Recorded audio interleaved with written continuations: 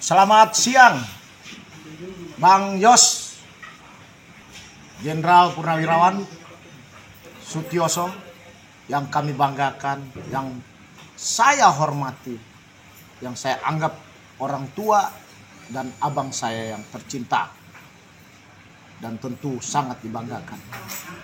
Saya Brigjen TNI Junior Tumilaar, staf khusus Kasat.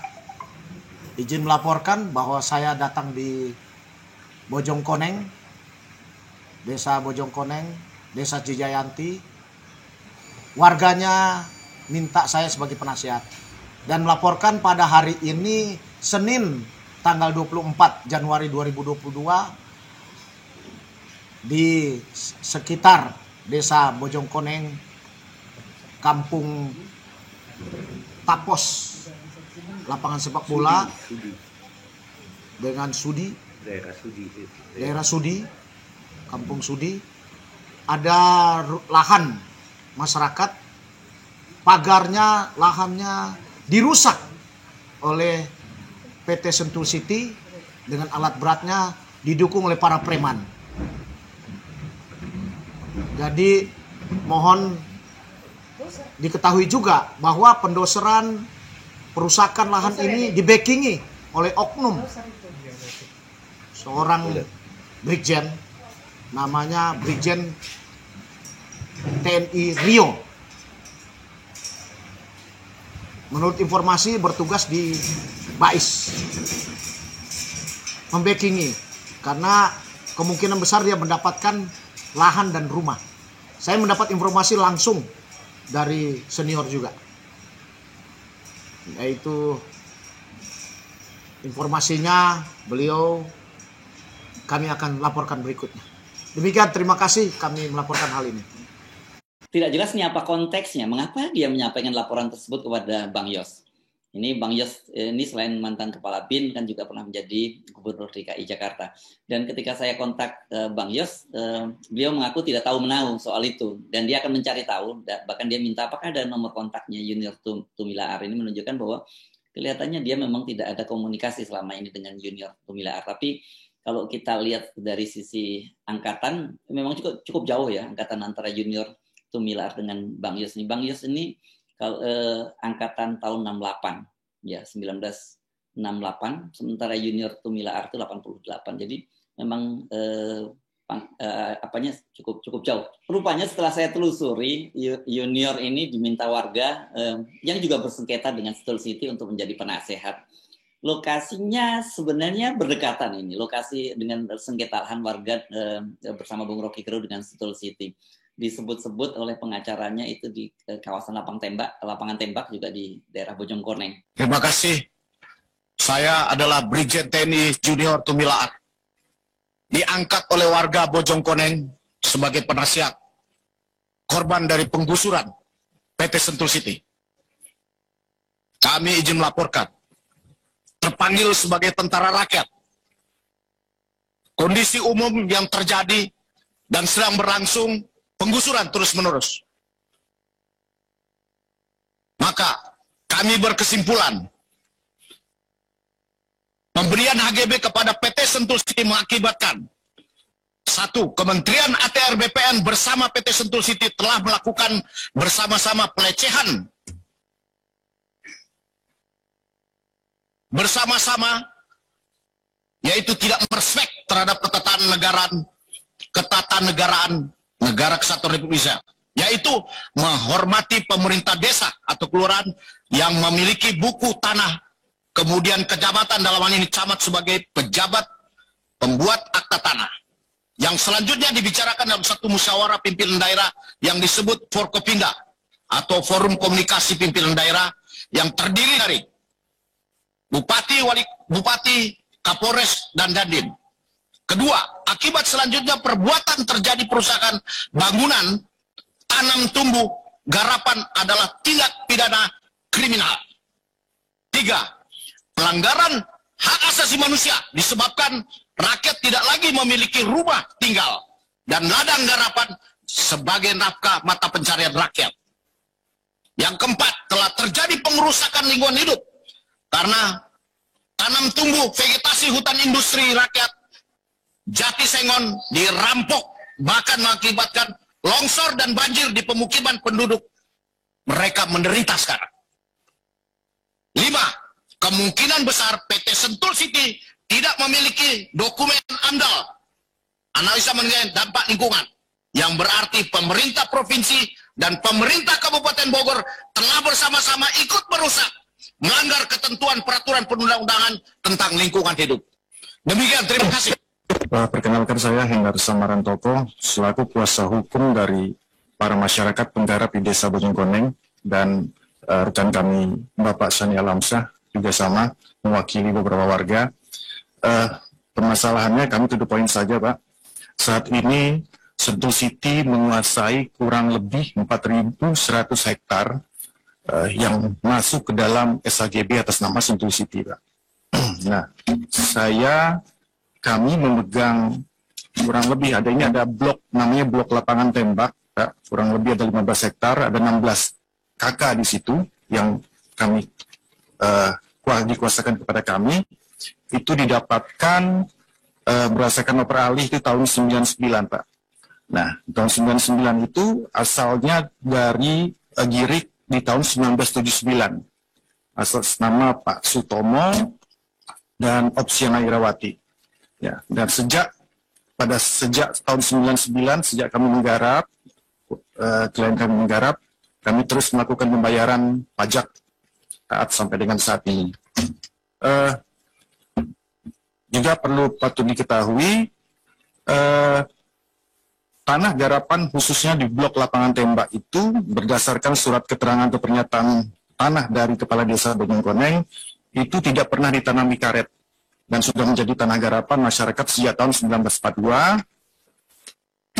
Juga sudah ada surat keterangan di tahun 90 dari PTP 11 bahwa tanah garapan di lapangan tembak itu tidak termasuk dalam SHGU PTP 11.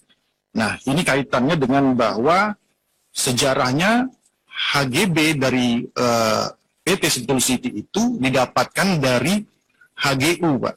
Dari HGU PTP 11 pada saat itu. Nah, yang jadi pertanyaan kami, kenapa kok ternyata tanah kami yang tidak termasuk ke dalam wilayah area PTPN kok masuk ke dalam sertifikat tersebut, Pak. Jadi kami menduga memang ada cacat hukum, patut diduga juga ada kolusi dalam penerbitan sertifikat HGB tersebut. Nah, itu masalah hukumnya, Pak, yang pertama. Selanjutnya, berikutnya, belakangan ini, mungkin juga ini sudah viral, kemarin beberapa bulan belakang ini, PT Sentul City itu sudah mulai melakukan penggusuran terhadap masyarakat di sana. Jadi mungkin ada ribuan warga di Bojongkoneng dan di Desa Cijayanti yang bertahap dilakukan penggusuran, dan khusus untuk blok lapangan tembak itu hampir rata sekarang digusur, dan klien kami sama sekali nggak dapatkan peringatan, tidak ada somasi, tidak ada surat perintah atau penetapan dari pengadilan terhadap hal tersebut. Nah, di lain sisi juga di atas tanah-tanah tersebut itu sudah ada tanam tumbuh, Pak. Udah belasan contoh saja untuk tanaman keras itu udah ada jati, udah ratusan mungkin ribuan pohon jati yang sudah belasan tahun ditanam oleh masyarakat, itu dihabiskan dan nggak tahu raib entah kemana. Dan dalam proses penggusuran juga menggunakan pihak ketiga. Ya, yang kami duga ini menggunakan preman, Pak. Kita juga punya video-videonya, ada bersih tegang antara warga yang mempertahankan tanahnya untuk tidak digusur dengan para orang-orang suruhan dari Sentul City. Selain itu pula, dalam perpanjangan SHGB Sentul City di tahun 93 itu pertama kali SHGB-nya diterbitkan, Pak. Nah, penerbitannya itu pun patut kami pertanyakan, karena dalam proses penerbitan itu ada syarat-syarat yang harus dipenuhi. Salah satu syaratnya adalah penguasaan fisik. penguasaan fisik. Nah, bagaimana cara Sentul City menguasai fisik? Karena dari sejak tahun 93 sampai dengan sekarang, itu terus dikuasai oleh warga dan dipelihara oleh warga dan digarap oleh warga. Ya, maka ada syarat formalnya, harus ada surat penguasaan fisik. Ketika itu nanti ada surat penguasaan fisiknya, kita patut pertanyakan apakah benar itu sesuai dengan kenyataannya atau tidak. Seperti itu. Begitu juga dengan perpanjangannya. Jadi SHGB itu 20 tahun sekali akan diperpanjang. Jadi jatuhnya di tahun 2013 kemarin, Mbak. Nih, sejak 93 sampai dengan 2013 sampai dengan sekarang ini nggak pernah diurus juga Pak Sentul City. Karena ini adalah tanah negara, tidak pernah diurus, tidak pernah digarap, tidak pernah dikuasai secara fisik oleh mereka. Ya, tahu-tahu ujuk-ujuk di di sekitar tahun 2020-2021 sekarang ini mereka mulai melakukan penggusuran, ya kan, tanpa ada komunikasi, tanpa ada musyawarah dengan warga sekitar.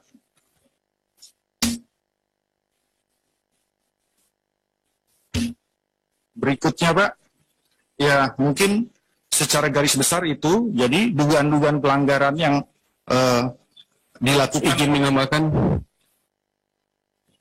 Izin menambahkan kami juga dari tim hukum warga Bojongkoneng. Mungkin saya selesaikan dulu, Pak, ya. Bentar dulu, tuntaskan dulu. Beda, ada beberapa. Jadi kita lanjutkan. Kita menduga ada tindak pidana pengerusakan dan memasuki pengarahan data izin akibat dari tindakan penggusuran sepihak atas tanah garapan yang dilakukan oleh Sentul City, Pak. Setelah itu, kita juga patut menduga telah melakukan tindakan pencurian atas tanaman dan barang-barang yang berada di atas tanah garapan milik masyarakat penggarap di Desa Bojongkoneng tersebut. Berikutnya, ada dugaan juga telah melakukan tindak pidana penyalahgunaan tata ruang atas tindakan penggusuran secara sepihak atas tanah garapan di Desa Bojongkoneng tersebut. Dan yang paling penting ini, Pak, ketika warga ingin melakukan perlawanan, ya, artinya dia ingin mempertahankan tanah mereka di sana, ini biasanya dilaporin, Pak, ke kepolisian dan berproses gitu loh. Jadi mungkin karena dasarnya mereka merasa punya sertifikat, dianggap warga itu tidak mempunyai alas hak di situ, akhirnya mereka diancam untuk akhirnya ditindak secara pidana. Dan bahkan saat ini ada beberapa juga yang ada di penjara, Pak. Mungkin nanti dari rekan-rekan yang lain akan menambahkan. Dari kami mungkin cukup sekian, Pak. Terima kasih. Mungkin ada tambahan dari... Baik, terima kasih yang terhormat pimpinan. Selamat siang semuanya. Ya, yang mau kita tambahkan di sini adalah kita tahu bersama bahwa Bojongkoneng itu adalah sebuah desa yang terletak di Kecamatan Babakan Madang, Kabupaten Bogor, Provinsi Jawa Barat. Di sana itu terdiri dari 15 RW, kemudian ada 46 RT dan 5 dusun di sana. Berdasarkan data sensus terakhir, masyarakat di sana itu ada 14.526 jiwa berdasarkan sensus terakhir tahun 2020. Hal yang tentu saja menggambarkan bahwa ada kehidupan di sana, ada masyarakatnya, ada fasilitas umumnya, ada fasilitas sosialnya, ada fasilitas pendidikannya, ada sarana-sarana ibadah, olahraga, dan lain-lain. Kita tahu bersama bahwa beberapa waktu yang lalu Sentul City menjadi sorotan karena adanya perbuatan suatu korporasi yang melakukan penggusuran pemukiman perkampungan di desa tersebut. Masif dan berkelanjutan penggusuran sejak bulan Agustus sampai dengan saat ini seolah-olah memberikan gambaran bahwa memang kedaulatan negara ini hilang ya di Bojongkoneng. Hukum di sana kami merasa sangat tidak ada, dan ada hanyalah hukum rimba yang ada di Bojongkoneng. Para warga, para korban gusur kemudian secara bersama-sama, secara bergelombang mencari perlindungan dari aparat kepolisian dengan membuat pengaduan, membuat laporan, kemudian meminta perlindungan. Tapi saya kira sampai dengan saat ini tidak ada warga tersebut yang diproses oleh oknum-oknum kepolisian. Dan itu sudah menjadi informasi yang sudah rahasia umum bahwa kepolisian di sana itu tidak bisa kita datang untuk mengadukan persoalan yang berkaitan dengan Sentul City. Nah, sulitnya membuat laporan ini kemudian membuat kami menduga, wajar kami untuk menduga, karena memang mungkin ada aksi kong kali kong antara Sentul City dengan beberapa aparat keamanan ataupun lembaga-lembaga dari negara ini, karena dari banyak informasi yang berseliweran di media sosial ataupun di media online, terhitung ada beberapa instansi yang kami kira kecipratan hadiah dari PT Sentul City. Sebut saja diantaranya itu adalah Sekolah Tinggi Intelijen Negara seluas 15 hektar, ada Pusat Laboratorium Forensik, Puslapfor Mabes Polri ada 3,5 hektar, ada Pusat Pendidikan dan Latihan Propam Mabes Polri seluas 7,1 hektar, kemudian ada dari ke PBNU juga dan beberapa lembaga lain. Kami tidak berprasangka buruk, tapi dengan adanya proses yang sangat susah ini, mudah bagi kami untuk kemudian menafsir hal-hal yang seperti itu. Apalagi di Bojongkoneng, kita tahu bahwa banyak pembesar-pembesar negeri di sana. Salah satu yang kita tahu bersama ada Bapak Menteri Pertahanan, kebetulan juga berdomisili di sana. Jadi kami sangat merasa kami berdekatan, bertetangga dengan beliau, tapi kami sama sekali tidak mendapat perhatian. Oke. Adapun yang kami akan tambahkan di sini adalah terkait persoalan objek tanah yang digusur oleh PT Sentul City itu adalah perkampungan. Karena itu tidak dikuasai, tidak dimanfaatkan dan ditelantarkan oleh PT Sentul City. Hal ini berdasarkan fakta bahwa para warga masyarakat di sana adalah satu kesatuan kelompok masyarakat yang hidup secara komunal bersama di dalam lingkungan pemukiman. Terdapat struktur administrasi pemerintahannya, kepala desa, RT, RW, sehingga tidak mungkin kemudian dikatakan oleh Sentul City bahwa tanah di sana mereka kuasai secara fisik.